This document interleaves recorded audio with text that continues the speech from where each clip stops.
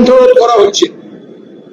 এবং আমার বক্তব্য হচ্ছে এটা করছেন এই তথাকথিত বিরোধী, তথাকথিত অনৈতিকভাবে পাওয়া বিরোধীরা, বাট এরা ইনস্ট্রাক্টেড এন্ড কন্ট্রোলড বাই সরকার পক্ষ।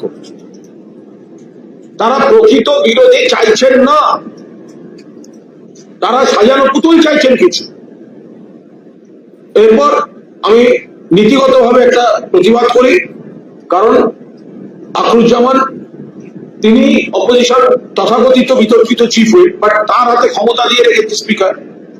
আমাকে বলতে দিচ্ছে না, হ্যাংলার মতো নিজে বলবে।